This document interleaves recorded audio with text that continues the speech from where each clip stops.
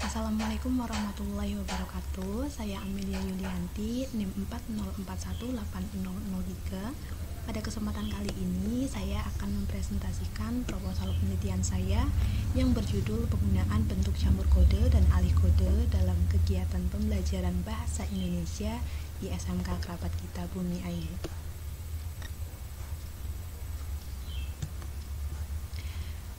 Adapun latar belakang dari penelitian ini yaitu adanya peristiwa campur kode dan alih kode dapat ditemui di berbagai kegiatan seperti kegiatan jual beli, ceramah, pidato, pementasan drama, dan juga ditemukan juga dalam karya sastra baik itu cerpen, novel, dan puisi.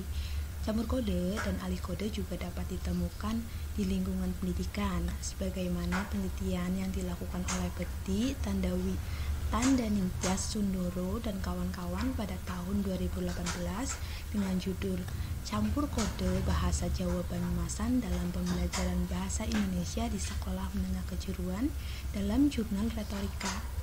Adanya hasil penelitian tersebut menandakan bahwa dalam kegiatan pembelajaran terdapat suatu fenomena campur kode dan alih kode. Nah, kemudian sebagaimana penelitian yang dilakukan oleh Damayanti pada tahun 2016 yang dilakukan pada anak tingkat SD, ditemukan bahwa anak-anak saat ini sudah menggunakan bahasa lebih dari satu bahasa, yaitu bahasa ibu dan bahasa nasional. Nah, tentunya adanya penelitian tersebut menunjukkan bahwa siswa kerap menggunakan dua bahasa atau lebih. Nah, pada penelitian sebelumnya itu dilakukan pada anak tingkat SD, sedangkan penelitian ini dilakukan pada tingkat SMK, yaitu di SMK Kerabat Kita Bumi Ayu. Di SMK Kerabat Kita Bumi Ayu terletak di Bumi Ayu. Nah, di Bumi Ayu itu bahasa yang digunakan adalah mayoritas bahasa Jawa, sehingga adanya campur kode dan alih kode dapat terjadi pada kegiatan pembelajaran di sekolah tersebut. Selanjutnya, untuk fokus penelitian terbagi menjadi 3. Yang pertama adalah masalah yang terkait dengan bentuk campur kode dalam pembelajaran bahasa Indonesia di SMK Kerabat Kita Bumi Ayu. Yang kedua adalah masalah yang terkait dengan bentuk alih kode dalam pembelajaran bahasa Indonesia di SMK Kerabat Kita Bumi Ayu. Dan yang terakhir adalah faktor-faktor yang menyebabkan terjadinya campur kode dan alih kode dalam pembelajaran bahasa Indonesia di SMK Kerabat Kita Bumi Ayu berdasarkan teori Warsiman. Nah, selanjutnya untuk rumusan masalah terbagi menjadi 3. Yang pertama adalah bagaimana bentuk campur kode dalam pembelajaran bahasa Indonesia di SMK Kerabat Kita Bumi Ayu. Yang kedua adalah bagaimana bentuk alih kode dalam pembelajaran bahasa Indonesia di SMK Kerabat Kita Bumi Ayu. Yang ketiga adalah faktor apakah yang menyebabkan terjadinya campur kode dan alih kode dalam pembelajaran bahasa Indonesia di SMK Kerabat Kita Bumi Ayu. Adapun tujuan dari penelitian ini yaitu yang pertama mendeskripsikan dan menganalisis bentuk campur kode dalam pembelajaran bahasa Indonesia di SMK Kerabat Kita Bumi Ayu. Yang kedua, mendeskripsikan dan menganalisis bentuk alih kode. Yang ketiga adalah mendeskripsikan dan menganalisis faktor yang menyebabkan terjadinya campur kode dan alih kode. Untuk selanjutnya yaitu manfaat dari penelitian. Yang pertama adalah manfaat teoritis. Pada penelitian ini diharapkan dapat memberikan sumbangan bagi ilmu sosiolinguistik, khususnya terkait dengan tinjauan campur kode dan alih kode yang berpijak pada teori. Nah, selanjutnya ada manfaat praktis. Di sini terbagi menjadi 3 manfaat, yaitu bagi guru, bagi siswa, dan bagi pembaca. Bagi guru, hasil penelitian ini diharapkan dapat memberikan rujukan dalam pembelajaran bahasa Indonesia dan gambaran mengenai bentuk campur kode dan alih kode. Selanjutnya bagi siswa, yaitu hasil penelitian ini diharapkan dapat menjadi bahan pembelajaran terkait dengan campur kode dan alih kode, serta menjadi lebih memahami bentuk campur kode dan alih kode.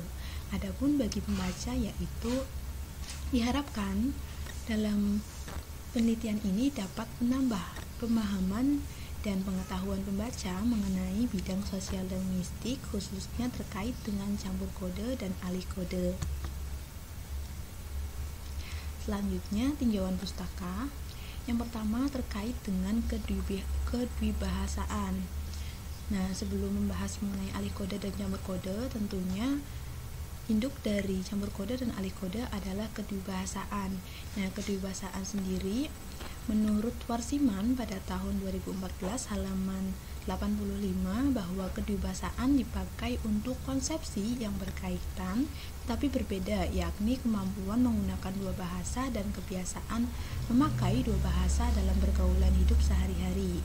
Nah, selanjutnya menurut Rianti pada tahun 2020 halaman 67 bahwa kedwibahasaan tidak harus menguasai dua bahasa secara aktif, tetapi dapat pula secara pasif. Penggunaan secara aktif dalam arti menggunakan dua bahasa yang sama baiknya, sedangkan secara pasif apabila cukup mampu memahami apa yang dituturkan atau ditulis dalam bahasa kedua. Nah, selanjutnya pengertian kedwibahasaan yang cukup luas dikemukakan oleh Iqbal dalam Alimin dan Ramaniar pada tahun 2020 halaman 12 bahwa pada dewasa ini pengertian kedwibahasaan mencakup yang lebih luas, yaitu dari penguasaan sepenuhnya dua bahasa hingga pengetahuan minimal akan kedua bahasa. Dari beberapa pendapat yang dikemukakan oleh para ahli, dapat disimpulkan bahwa kedwibahasaan merupakan kemampuan seseorang mengenai penggunaan dua bahasa. Nah, kemampuan tersebut bisa secara pasif atau aktif. Nah, selanjutnya teori mengenai campur kode. Yang pertama adalah pengertiannya. Menurut Sayer dan Agustina pada tahun 2014 halaman 114 berpendapat bahwa campur kode terjadi ketika seorang penutur yang berbahasa Indonesia kemudian menyisipkan serpihan-serpihan bahasa daerahnya. Hal tersebut disebut dengan campur kode. Jadi campur kode yang dimaksud di sini adalah sebuah penyisipan baik kata, frasa, kalimat yang disisipkan antara bahasa satu dengan bahasa lainnya. Nah, selanjutnya menurut Warsiman, campur kode itu memiliki dua ciri-ciri. Yang pertama adalah adanya hubungan timbal balik antara peranan dan fungsi kebahasaan. Peranan dalam hal ini maksudnya adalah siapa yang menggunakan bahasa tersebut, dalam artian apa sifat-sifat khusus penutur yang mencakup latar belakang, sosial, tingkat pendidikan, rasa keagamaan, dan sebagainya. Yang kedua adalah unsur-unsur bahasa atau variasi-variasinya yang menyisip dalam bahasa lain tidak lain mempunyai fungsi tersendiri. Adapun unsur-unsur bahasa dan variasi-variasi yang menyisip di dalam bahasa lain tersebut dapat dibedakan menjadi dua golongan. Yang pertama adalah yang bersumber dari bahasa asli atau biasanya disebut dengan campur kode ke dalam, disebut atau inner kode mixing. Yang kedua adalah yang bersumber dari bahasa asing atau outer kode mixing. Nah, selanjutnya ada wujud campur kode menurut Warsiman pada tahun 2014 halaman 97 berupa kata, frasa, bentuk plaster, pengulangan kata, idiom, dan klausa. Selanjutnya, teori mengenai alih kode. Warsiman pada tahun 2014 halaman 91 menerangkan bahwa alih kode dapat diartikan sebagai peristiwa peralihan dari kode satu ke kode yang lain. Alih kode mungkin terjadi antara bahasa, antar varian, baik regional maupun sosial, antar register, antar ragam, dan antar gaya. Selanjutnya, HR dan Agustina pada tahun 2014 halaman 107 bahwa alih kode merupakan peristiwa perubahan bahasa dari bahasa satu ke bahasa yang lain atau berubahnya dari ragam santai ke ragam resmi atau juga ragam resmi ke ragam yang santai. Nah, selanjutnya Apple dalam HR dan Agustina pada tahun 2014 halaman 107 berpendapat bahwa alih kode itu merupakan suatu Alikode merupakan suatu gejala peralihan bahasa karena perubahannya situasi.